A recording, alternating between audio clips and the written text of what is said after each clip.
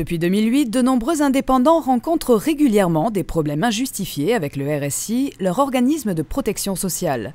Des ennuis qui concernent principalement les cotisations, les affiliations et les prestations. Si certains litiges bénins peuvent être réglés directement par téléphone ou en ayant recours au médiateur du RSI, pour d'autres plus conséquents, l'affaire doit être portée devant les tribunaux. Le recours à un avocat n'est pas nécessaire, mais reste vivement conseillé. Le problème des travailleurs indépendants, c'est que comme tout travailleur indépendant, ils s'estiment autonomes. Ce sont des gens qui ont des petites structures par définition. Ils pensent qu'ils peuvent se débrouiller seuls. Et ils viennent voir leur avocat, généralement, quand c'est trop tard. Et dans la plupart des cas, les délais sont expirés. Donc le conseil à donner aux travailleurs indépendants, c'est dès qu'ils ont un problème, dès que le problème se pose, dès qu'ils se posent une question, qu'ils aillent se faire conseiller. Porter l'affaire devant les tribunaux se fait en deux étapes, une amiable et une contentieuse, avec en premier le passage devant la CRA, la commission de recours amiable, un écran de fumée selon les juristes. La voie amiable ne fonctionne pas.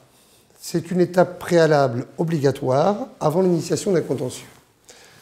La voie amiable, votre réclamation, est traitée par le conseil d'administration de la caisse du RSI. Officiellement, le conseil d'administration, c'est-à-dire des membres élus par les travailleurs indépendants et par les assurés. C'est faux. Ce sont les juristes des caisses, c'est-à-dire ceux qui vous ont notifié la décision que vous critiquez, qui vont en réalité, au niveau amiable, statuer sur votre réclamation. C'est une gageure. Intervient ensuite la partie la plus importante, le TAS, le tribunal des affaires de la sécurité sociale. Vous recevez une mise en demeure pour 60 000 €, vous ne savez pas pourquoi. Donc là, vous allez au tribunal des affaires de sécurité sociale. Vous avez un magistrat professionnel, un représentant des employeurs ou travailleurs indépendants et un représentant des salariés. Vous demandez au tribunal de vous expliquer la mise en demeure ou la contrainte à 60 000 € que vous venez de recevoir. Le tribunal ne peut pas. Et lorsqu'il ne peut pas, il l'annule. La plupart des litiges injustifiés trouvent une résolution heureuse pour les indépendants.